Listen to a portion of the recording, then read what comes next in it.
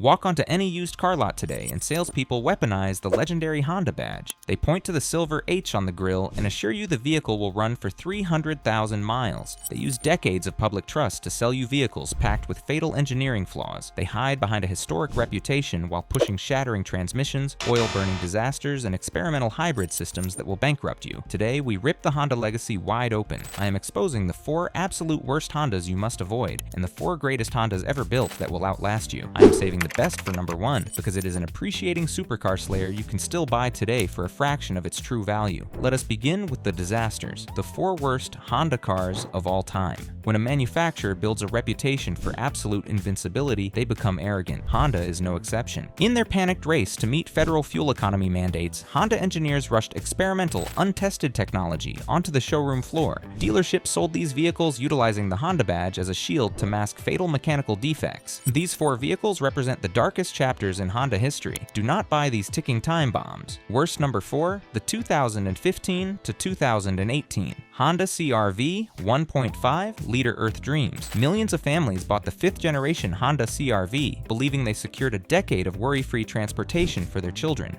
Instead, they purchased a chemically flawed engineering experiment. In a desperate bid to increase highway fuel economy, Honda abandoned their legendary naturally aspirated engines and installed the 1.5-liter Earth Dreams turbocharged 4-cylinder engine. The mechanical execution of this engine in cold weather is a complete disaster.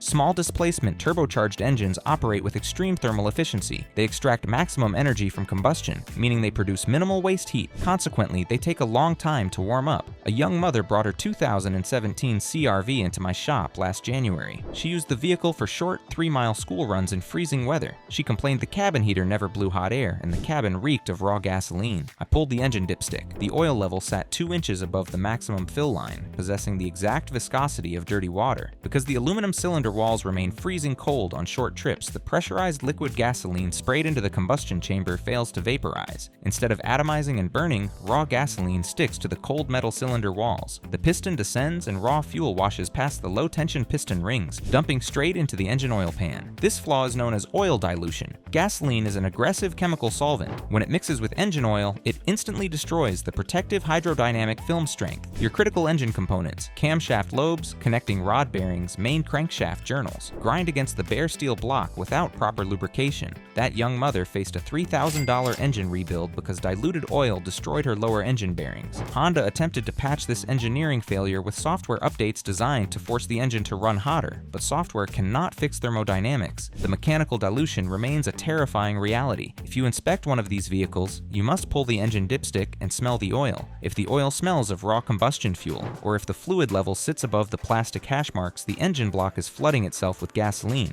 Walk away immediately. Diluting oil destroys lower engine bearings, but the next vehicle on our worst list features a transmission made of actual glass. Worst number 3, the 1999 to 2004 Honda Odyssey. If you transport a large family, the Honda Odyssey is considered the ultimate minivan. But if you purchase the 2nd generation model, you buy a heavy vehicle equipped with a transmission made of actual glass. During this era, Honda engineered a massive 3.5-liter J35 Odyssey V6 engine. The engine was a powerhouse, producing massive low-end torque. The fatal flaw occurred when Honda engineers refused to design a dedicated, heavy-duty transmission to handle that torque output. Instead, they took a light-duty automatic transmission designed for lightweight 4-cylinder commuter cars, modified the outer aluminum casing, and bolted it directly to the V6 engine inside a heavy loaded minivan. The mechanical result was one of the highest failure rates in automotive history. Unlike automatic transmissions engineered by Ford or Toyota that use robust planetary gear sets to distribute mechanical loads, Honda engineered a unique transmission operating internally like a manual gearbox.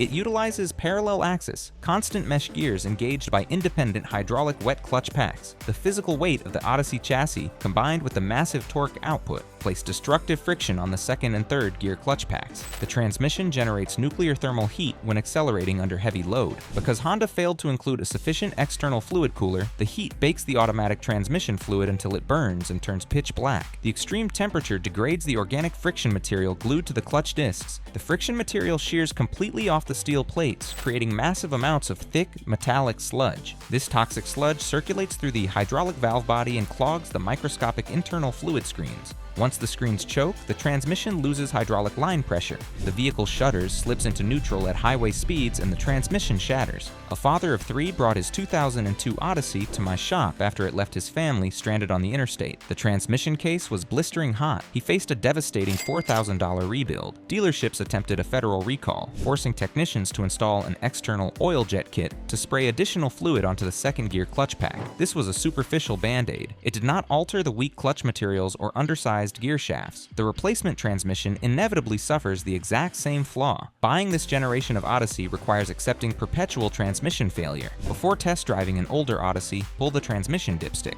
Wipe it on a white paper towel. If the fluid is dark brown or smells like burnt toast, the internal clutch packs are disintegrating. During the test drive, accelerate from 20 to 40 miles per hour.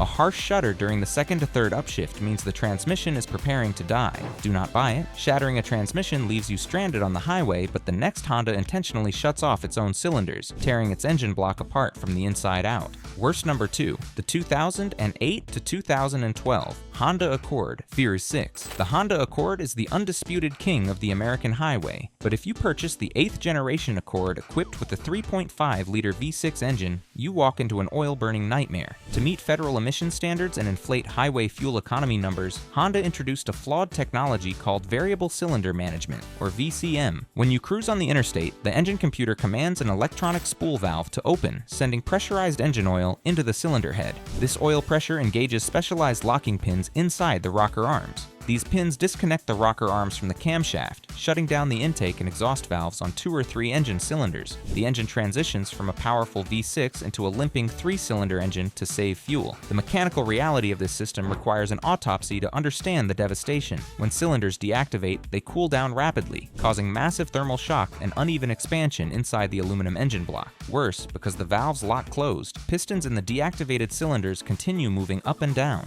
without combustion pressure forcing the low-tension piston rings outward against the cylinder walls. The moving pistons create a massive internal vacuum. This vacuum sucks liquid engine oil straight up from the lower oil pan, past the collapsed piston rings and straight into the combustion chamber. When the driver presses the accelerator and the computer reactivates the sleeping cylinders, the pooled oil incinerates. A medical sales representative brought his 2010 Accord V6 to my shop. He added a full quart of oil every 500 miles. The dealership told him this was normal oil consumption. That is a lie. This process fouls the spark plugs in cylinders 1, 2, and 3. It creates hard carbon deposits on the piston crowns, elevating engine compression and causing severe engine knock. Unburned oil destroys the expensive catalytic converters located in the exhaust manifold, triggering a permanent check engine light. Furthermore, the severe engine imbalance caused by shutting off half the cylinders creates a horrific shaking vibration traveling through the chassis. To mask this violent shaking from the driver, Honda installed liquid-filled active control engine mounts. These mounts use vacuum lines and electronic solenoids to dynamically alter stiffness, absorbing destructive engine harmonics. The continuous engine vibration tears these expensive rubber mounts in half. Replacing a broken active engine mount results in a $1,200 repair bill just to stop the engine from rocking out of the chassis. Ask the seller to remove the front 3 spark plugs. If the electrodes are caked in thick,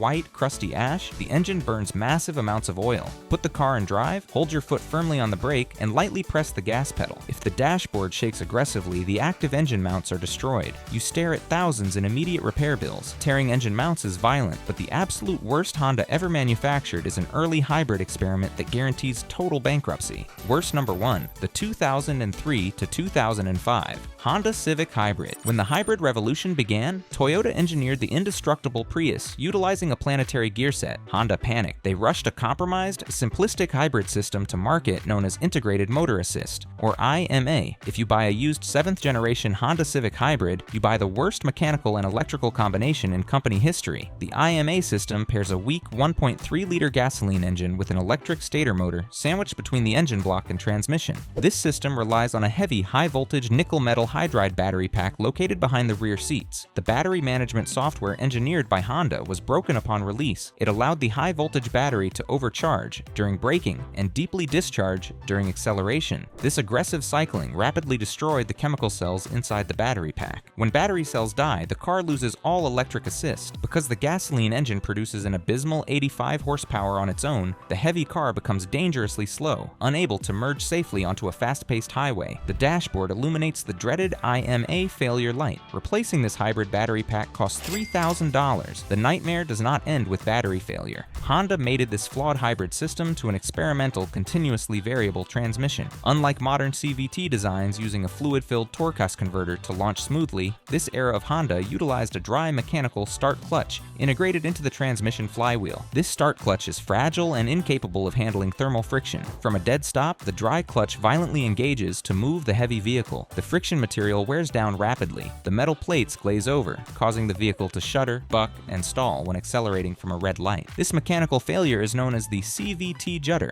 A broke college student towed her 2004 Civic Hybrid to my garage. It had a dead hybrid battery and a shattered start clutch. Combined repair costs exceeded the actual cash value of the vehicle. Dealerships attempt a burnishing procedure to scrape glazed material off the clutch packs, but it always fails. You possess a dead $3,000 hybrid battery and a shattering $3,000 transmission. It is a total economic write-off. Turn the key to the auxiliary position. Watch the dashboard. If the IMA light fails to illuminate, the seller removed the bulb to hide a dead hybrid battery. During the test drive, stop on a steep hill and accelerate. If the car bucks and shudders before moving, the start clutch is destroyed. Walk away. Are you tired of dealerships holding your wallet hostage for catastrophic engineering failures? Hit that subscribe button and like this video right now. We are building an army of educated drivers who refuse to pay the Honda tax for fragile machines. Do not get scammed. Subscribe to secure the mechanical truth. Financial ruin is terrifying, but Honda redeemed themselves. The first vehicle on our best list is a quirky plastic box that is fundamentally indestructible. The 4 best Honda cars of all time. While their modern experiments resulted in catastrophic failures, we acknowledge the undeniable truth. When Honda decides to build a pure, heavy metal machine, they engineer the greatest vehicles on the planet. The 4 cars on this list represent the pinnacle of Japanese automotive dominance. These vehicles reject fragile touchscreens and disposable turbochargers in favor of heavy-duty timing chains, brilliant suspension geometry, and engines that refuse to die. These are the mechanical fortresses that forced other manufacturers into bankruptcy. The vehicle sitting at number 1 is an authentic supercar slayer that will massively appreciate in value. Best number 4, the 2003 to 2011 Honda Element. If you want the ultimate utilitarian survival vehicle, bypass modern unibody crossovers and purchase the Honda Element. Visually, the Element is a boxy oddity covered in dent-resistant plastic body cladding, but beneath that exterior lies an engineered mechanical fortress designed for absolute structural abuse. The genius of the Element is the chassis architecture. To create massive entry space for bulky cargo, Honda engineers removed the traditional B-pillar, the vertical steel beam separating the front and rear doors. The vehicle features massive suicide-style rear doors opening completely outward, creating an unobstructed cavernous opening. To ensure the vehicle did not crush occupants during a side impact collision without a B-pillar, Honda utilized surgical precision in their metallurgy. They reinforced the lower floor pan, side sills, and roof rails with ultra-high-strength hydroformed steel tubes. They integrated reinforced vertical steel beams directly inside the rear doors. When you close the doors, they interlock with the roof and floor, creating a structural B-pillar out of the door frames. This makes the chassis rigid and phenomenally safe. The interior is a triumph of utility. Floorboards are covered in heavy-duty, textured urethane rather than carpet. Seats are wrapped in waterproof, breathable FXC fabric. A local landscaper brings his Element to my shop. He tracks heavy mud and construction debris into the cabin daily. He grabs a garden hose and wipes the interior clean in minutes. The rear seats fold flat against the side windows or remove entirely with a single latch, creating a cargo cavern capable of swallowing a full-size mountain bike or massive furniture upright. Powering this rolling toolbox is the legendary K24 2.4-liter inline-4 engine. This engine ignores fragile direct injection technology in favor of reliable port fuel injection.